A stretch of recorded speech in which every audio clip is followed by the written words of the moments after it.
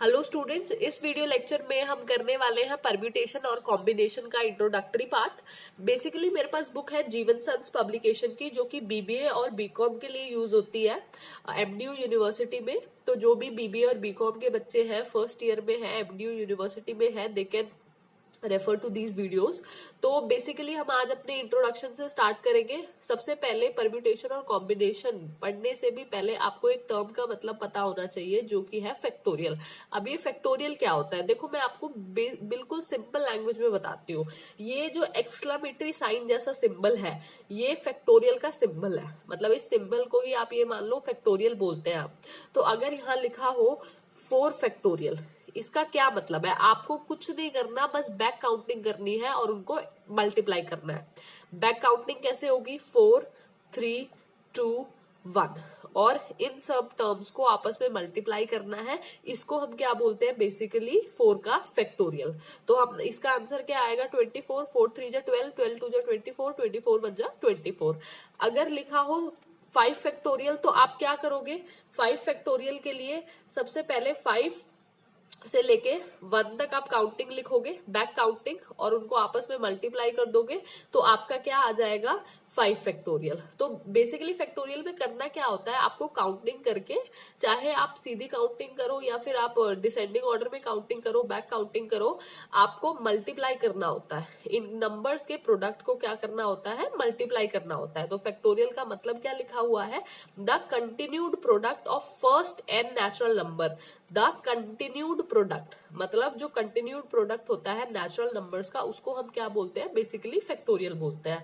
तो आपको एक बात और यहाँ पे ध्यान रखनी है। सपोज करो 7 फैक्टोरियल लिखा हुआ है, तो 7 फैक्टोरियल को जरूरी नहीं है कि मैं लास्ट तक 1 तक ही लेकर जाऊं। मैं इसको ऐसे भी लिख सकती हूँ 7 इंटू 6 फैक्टोरियल।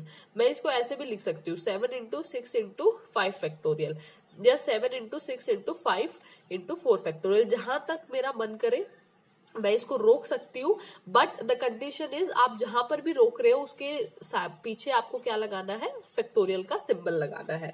ठीक है, तो बेसिकली सबसे पहले मैं एग्जांपल से स्टार्ट करती हूँ। तो हमारा एग्जांपल नंबर 1 है। अच्छा, एक चीज और आपको ध्यान रखनी है एग्जांपल कराने से पहले, मैं आपको, ये बहुत इंपॉर्टेंट है। फैक्टोरियल का फॉर्मूला होता है एन फैक्टोरियल का formula, n n-1, n-2, n-3, मतलब जहां तक भी आप ले जाना चाहो, n-4, 5, 6, 7, 8, पर आपको क्या लगा देना है? यहाँ पर फैक्टोरियल लगा देना है जहां भी आप रोक रहे हो। ये फैक्टोरियल का फॉर्मूला होता है।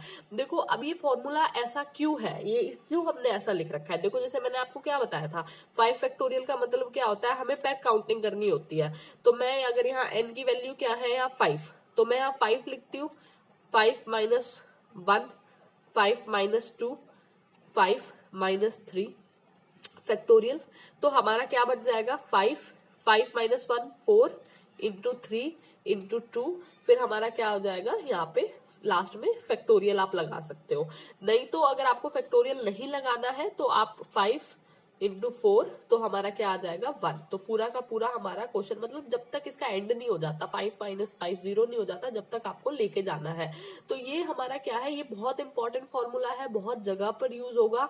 आपको ये समझ आया होगा अब कि हमने इस फॉर्मूले को, एन फैक्टोरियल को, क्यों इस तरीके से डिनोट किया हुआ है। ठीक है, क्योंकि करना कुछ नहीं होता, बस इसमें हमें एक नंबर डिक्रीज करना होता है। जैसे 7 फैक्टोरियल है, तो यहाँ 7 लिख के हमें करना क्या है? एक नंबर डिक्रीज किया, फिर 2 नंबर डिक्रीज किए, फिर 3 नंबर डिक्रीज किए। तो हम बेसिकली, अगर आपको ये फॉर्मूला भी याद ना रहे, तो आपको सिर्फ क्या याद रखना है कि हमें बेसिकली नंबर को क्या करना है? डिक्रीज करना है। ठीक है, और जहां पर भी आप स्टॉप कर रहे हो, you have to put factorial. अगर वो 1 तक है तो वहां पे आपको फैक्टोरियल लगाने की जरूरत नहीं है। हम अब कुछ एग्जांपल्स देख लेते हैं। बेसिकली सबसे पहला जो एग्जांपल है वो है 30 फैक्टोरियल, 28 फैक्टोरियल। ये मेरे पास पहला क्वेश्चन है, इवेल्युएट करना है हमें। तो आपको इसमें करना क्या है? 30 इंटू 29। अब आप इसको 1 तक ले जा सकते हो, जैसे मैंने आपको बताया, आप इसको बैक काउंटिंग करके 1 तक ले जा सकते हो। पर 1 तक हम क्यों ले जाए, जब हमें पता है कि नीचे 28 फैक्टोरियल लिखा हुआ है। तो मैं इसको 28 फैक्टोरियल तक ही ले जाऊंगी, और 28 को 28 से क्या कर दूंगी? कट कर दूंगी, और 30 को 29 से मल्टीप्लाई करूंगी, तो मेरा क्या आएगा? इस क्वेश्चन का आंसर आ जाएगा। तो इस तरीके से आपको जो है ये क्वेश्चन करने हैं। ठीक है, तो इसका जो आंसर आएगा वो आएगा 870। आई होप आपको ये क्वेश्चन समझ में आया होगा। देखो ये अगला क्वेश्चन है 9 फैक्टोरियल अपॉन में 5 फैक्टोरियल और फिर इंटू में 3 फैक्टोरियल। इसमें आपको करना क्या है कि आपको पता है इन दोनों के बीच में कोई भी सिंबल नहीं है, इसका मतलब क्या है, इनके बीच में क्या है, मल्टीप्लीकेशन का साइन है। यहाँ पे क्या है 9 फैक्टोरियल। तो आपको पता है कि नीचे 5 फैक्टोरियल गिवन है, तो हम 9 को भी कहां तक ले जाएंगे, 5 फैक्टोरियल तक ले जाएंगे, ताकि हमारा ये नंबर जो है आपस में कट जाए। जैसे 9 into 8 into 7 into 6 into 5 factorial. नीचे हमारा ऑलरेडी 5 फैक्टोरियल गिवन है और यहाँ पे हम 3 फैक्टोरियल को ओपन कर लेंगे, 3 इंटू 2 इंटू 1। तो 5 फैक्टोरियल से हमारा 5 फैक्टोरियल कट जाएगा, 3 2 जा 2 से हमारा क्या होगा, 2 कट जाएगा। फिर हम क्या करेंगे, 9 8 7 को मल्टीप्लाई करेंगे, इनको मल्टीप्लाई करके हमारा आंसर आएगा 504। ये हमारा थर्ड क्वेश्चन है। आपको एक चीज याद रखनी है कि नंबर के साथ अगर फैक्टोरियल लगा है तो कभी भी फैक्टोरियल माइनस नहीं होंगे, प्लस माइनस नहीं हो सकते। आपको ये नहीं करना कि 12 में से 10 माइनस कर दिया और 2 आ गया और फिर 2 को ओपन कर दिया और फिर 9 को ओपन कर दिया, नहीं। याद रखना कि अगर ऐसे नंबर के साथ फैक्टोरियल लिखा हुआ है तो हमारा कभी भी वो प्लस माइनस नहीं होगा। अगर ऐसे लिखा होता 12 माइनस 10 और ब्रैकेट के बाहर फैक्टोरियल लिखा होता तब वो प्लस माइनस हो सकता था, पर लेकिन इसके नंबर के साथ फैक्टोरियल लिखा हुआ है तो वो कभी भी प्लस माइनस नहीं हो सकता। तो आपको क्या करना पड़ेगा, 12 को भी ओपन करना पड़ेगा, 10 को भी क्या करना पड़ेगा, ओपन करना पड़ेगा। तो ओपन करने के लिए हम क्या करेंगे, 12 इंटू 10 इंटू 9। अब मुझे पता है कि नीचे 9 फैक्टोरियल गिवन है, तो मैं इसको बेकार में आगे क्यों लेके जाऊं, इसको मुझे बेकार में आगे ले जाने की जरूरत नहीं है। मैं इसको यहीं स्टॉप कर सकती हूँ और फिर 10 फैक्टोरियल को भी मैं 9 फैक्टोरियल तक स्टॉप कर सकती हूँ और नीचे 9 फैक्टोरियल है ही। अब ये मैंने ऐसा क्यों किया है, क्योंकि मुझे पता है यहाँ भी 9 फैक्टोरियल है, यहाँ भी 9 फैक्टोरियल है, तो मैं 9 फैक्टोरियल को क्या ले लूंगी, बाहर कॉमन ले लूंगी। अगर मैं 9 फैक्टोरियल को बाहर कॉमन ले लेती हूँ तो अंदर क्या बच जाएगा, 12 इंटू 10। 9 फैक्टोरियल बाहर कॉमन आ गया, 9 फैक्टोरियल के बाद क्या है, -10। उसके बाद हम क्या करेंगे, ओ सॉरी, इसमें मैंने जो है 12 के बाद सीधा 10 लिख दिया। 12 के बाद हमारा जो है नंबर आता है 11, 11 के बाद क्या आता है, 10 आता है। तो यहाँ पे हमारा, मैं दोबारा लिख देती हूँ इसको, 9 फैक्टोरियल 12 इंटू 11 इंटू 10 आएगा और फिर हम क्या करेंगे, 10 को माइनस करेंगे, क्योंकि 9 फैक्टोरियल जो है हमारा बाहर कॉमन आ चुका है। नीचे हमारा 9 फैक्टोरियल हमें गिवन ही है और 9 फैक्टोरियल से 9 फैक्टोरियल कट जाएगा। 12 को 11 से और 10 से मल्टीप्लाई करेंगे तो हमारा आंसर आएगा 1323। इसको हम 10 से माइनस करेंगे तो हमारा आंसर आएगा 1310। आई होप ये आपको समझ में आया होगा। हमने क्या किया है, 9 तक ओपन करके 9 को बाहर कॉमन लेके कटिंग कर दी और आपस में मल्टीप्लाई और माइनस करके इसको कर दिया है। तो अभी हम अगला क्वेश्चन देखते हैं। देखो ये हमारा अगला क्वेश्चन है। इसमें मैंने आपको पहले ही बताया था कि अगर ब्रैकेट के बाहर फैक्टोरियल हो तो हम क्या कर सकते हैं, माइनस कर सकते हैं। तो 20 फैक्टोरियल को हम एज इट इज लिख लेंगे, 18 फैक्टोरियल को भी हम एज इट इज लिख लेंगे। 20 में से 18 माइनस करेंगे तो हमारा क्या आएगा, 2 फैक्टोरियल। तो अब आप इसको आसानी से सॉल्व कर सकते हो। 20 फैक्टोरियल को हम 18 तक ही ओपन करेंगे ताकि 18 से नीचे 18 जो है हमारा कट जाए। 18 फैक्टोरियल और 2 को हम 1 तक ओपन करेंगे, तो 18 से हमारा 18 कट जाएगा, 2 की टेबल में हमारा 10 चला जाएगा, 2 और फिर हमारा 10 और 19 को हम मल्टीप्लाई करके लिख देंगे तो हमारा इसका आंसर क्या आ जाएगा, 190। तो पहले क्वेश्चन के चारों पार्ट हो चुके हैं। अभी हम अगला क्वेश्चन देखते हैं।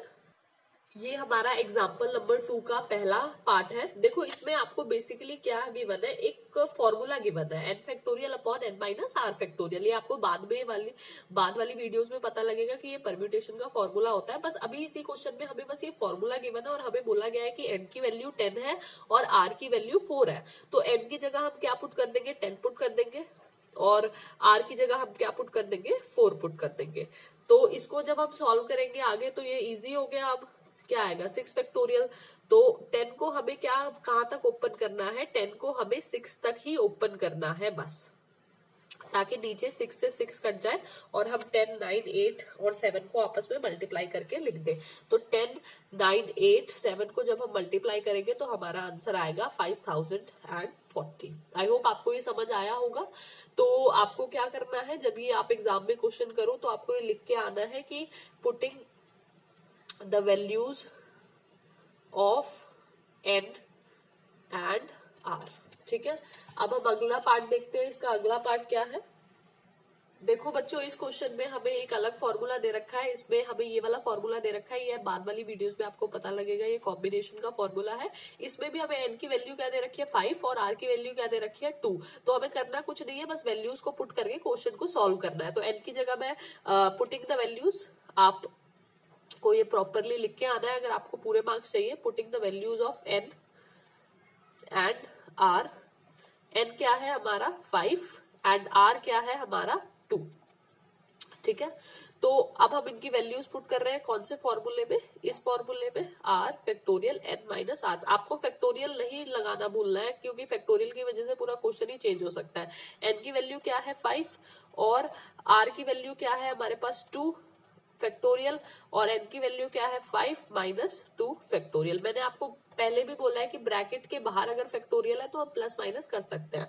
तो मैं इसको ऐसे लिख सकती हूँ 5 फैक्टोरियल अपॉन 2 फैक्टोरियल। 5 में से 2 माइनस करेंगे तो हमारा क्या आएगा 3 फैक्टोरियल। अब हमें करना है क्या है, 5 को या तो हम 3 तक ओपन कर सकते हैं, 5 को या तक 2 तक ओपन कर सकते हैं। मर्जी आपकी है, जैसा आपको इजी लगे, क्योंकि हमें पता है फिर नीचे जाके ये क्या होगा, कट जाएगा। 2 को हम ओपन करेंगे तो 3 फैक्टोरियल से हमारा 3 फैक्टोरियल कट जाएगा, और फिर 2 से 4 कट जाएगा, और आंसर क्या आएगा 5 इंटू 2 इज इक्वल टू 10।